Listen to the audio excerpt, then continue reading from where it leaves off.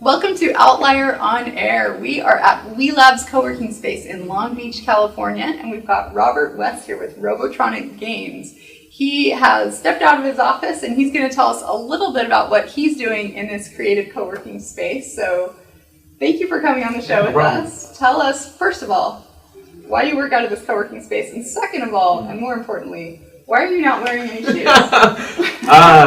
I just feel more comfortable not wearing shoes. I wear flip-flops mostly for other people, you know. Oh my God, I'm enjoying you. Yeah, and while I'm in here, it's nice, and so I just walk around barefoot when I can. When in Rome. I like that. Yeah. So what do you want to know? What do you like to know? So tell me what you do. Obviously, you're a gaming company. Yeah. I do programming and design, and I contract out art and audio assets with pretty much people online. I actually met the guy that made the music, but I met him like 2 years later. Really? Yeah. So you create games from scratch? Yeah.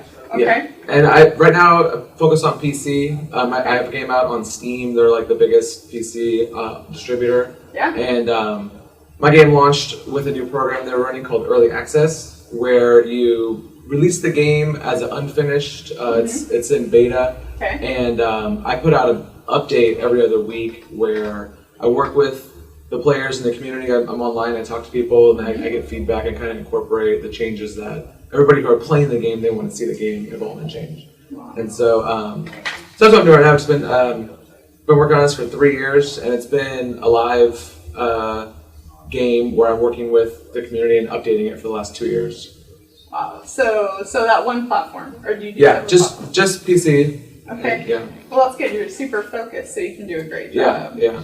So tell me, kind of, are you like the be all and end all? It sounds like you are you a one man show and you work with people around the country? How does that work? Yeah, I mean, I'm the only person that works full time on it, but it feels dishonest to say that I made this game by myself. You know, you have like a collaborative team virtually? Right.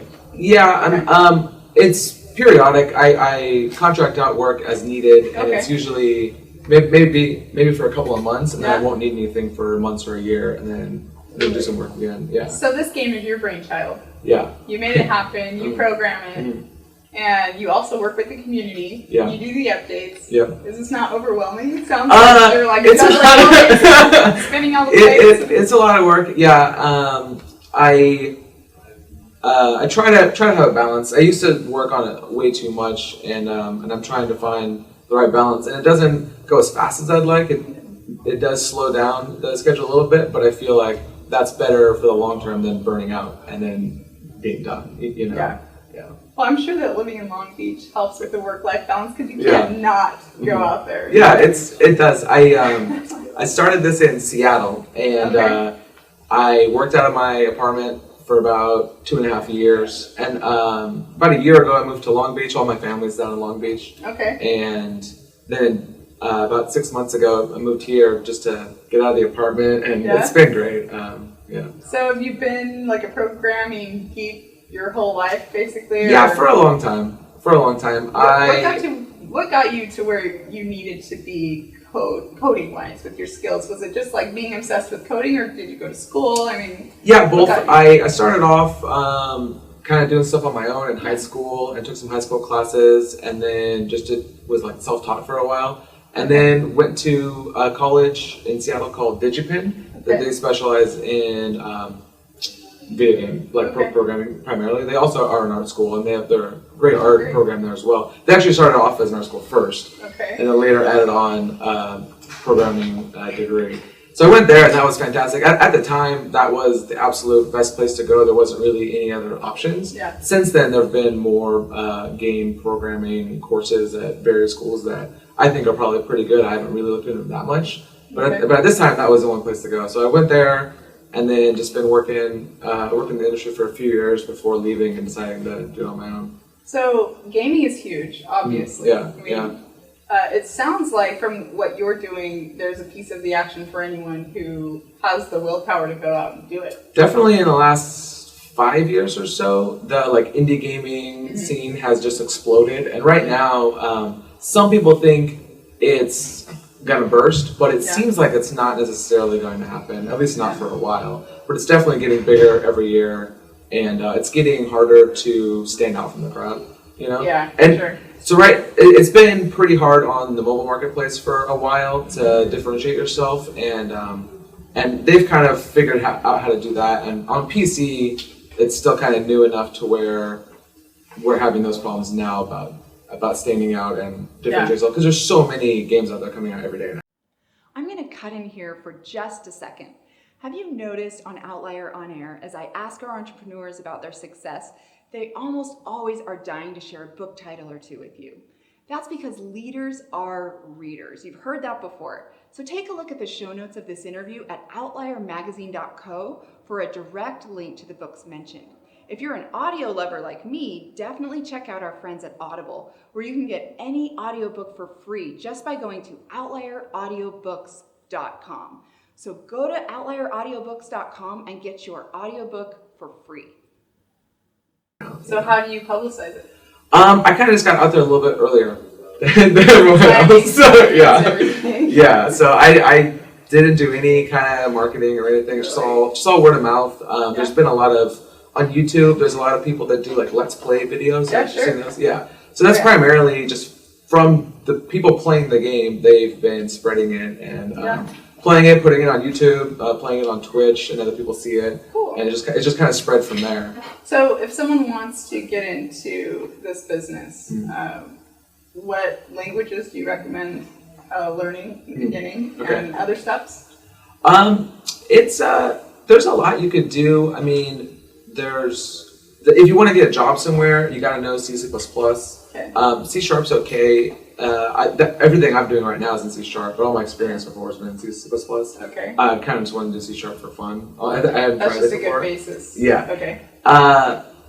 If you wanted to get started on doing something on your own, there are a lot of game engines you could start with, and I think that's going to go a lot better for people. So some people use Game Maker.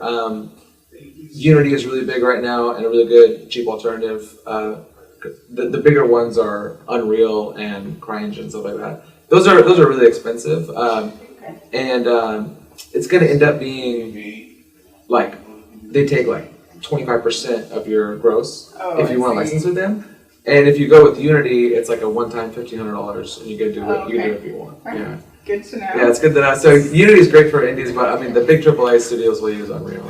Can people, if you're good, can you support yourself doing that? Obviously. Yeah, definitely. Yeah. But there's money in it.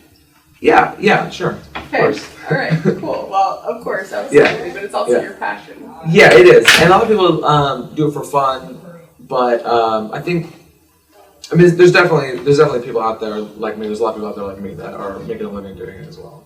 So it's cool because I think you can get. I mean, gaming is so big. With something that big, you could get a small following. That's really highly engaged and still have to be profitable and worthwhile. Yeah, I feel like my current project is pretty niche and is not really wide, like mass appeal for everybody, but that's fine because you have the internet, you have all these people like right there for you, and you don't just for one person. I don't need a whole lot to be happy and get by, So tell me again, what's the game called? The name of the game is called Gnomoria. Gnomoria. Yeah. Okay, so like 2 sentences. What's the game like? What's it about? I describe it as a sandbox village management game. I have no idea. I know. It's not like Age of Empires kind of, or yeah, very similar.